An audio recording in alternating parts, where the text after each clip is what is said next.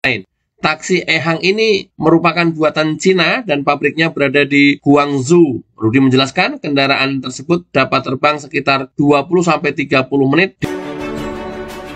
Bagi teman-teman yang berada di luar negeri, terutama China, mungkin kendaraan ini sudah tidak asing lagi lalu lalang di atas Anda. Namun di Jakarta sekarang baru datang, bulan depan baru akan diuji cobakan, dan awal tahun depan kendaraan ini resmi beroperasi untuk publik.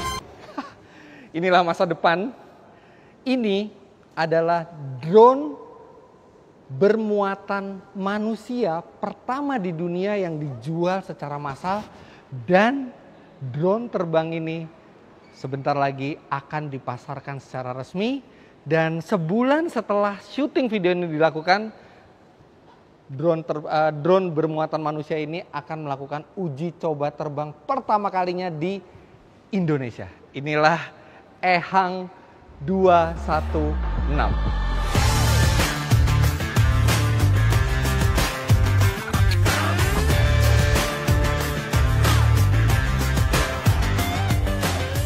Sebenarnya ide dibalik pembuatan Ehang, atau sebenarnya kalau di luar negeri disebutnya Ihang 216 ini simple.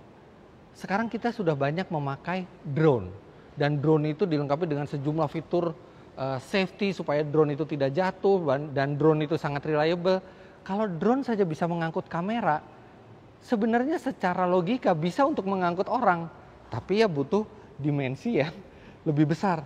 Dan akhirnya jadilah ini Ihang 216 yang bisa mengangkut 2 orang dengan bobot maksimal total 220 kg, plus bisa mengangkut barang juga di belakang.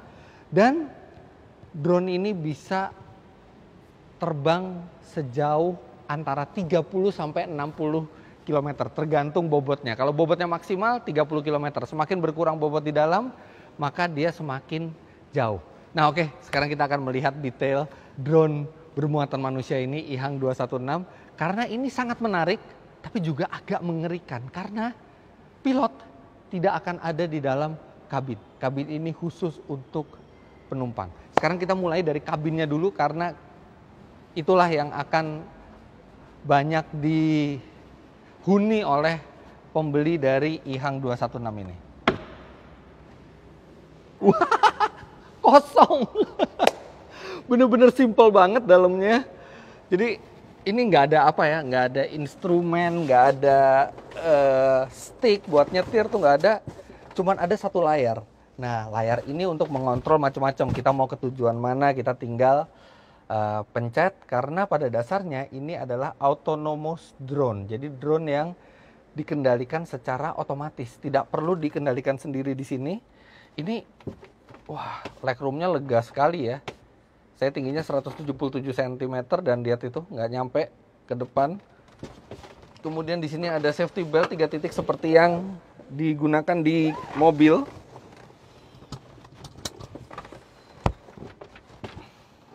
Ini kacanya besar, jadi seperti helikopter, visibilitas bagus. Cuman bisa 2 orang di sini, dan that's it. Di sini nanti ini sekarang layarnya belum diinstal, tapi kalau layarnya udah diinstal di sini buat memilih tujuan, climate control, audio, semua diatur dari satu layar ini. Di sini ada tulisan Ihang. Ini bukan unit dummy ya, ini unit asli yang sudah bisa terbang. Nah ini pembukaan pintu di sini.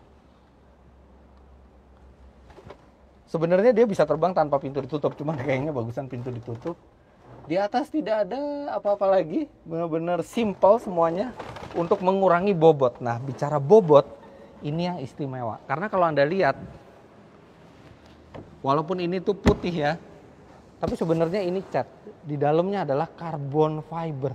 Jadi ini semua terbuat dari carbon fiber. Ini juga carbon fiber. Blade-nya juga ini carbon fiber, makanya keseluruhan Ihang 216 ini beratnya hanya 360 kg. Itu artinya lebih ringan dibandingkan Honda Goldwing. Honda Goldwing 390 kg, dia hanya 360 kg.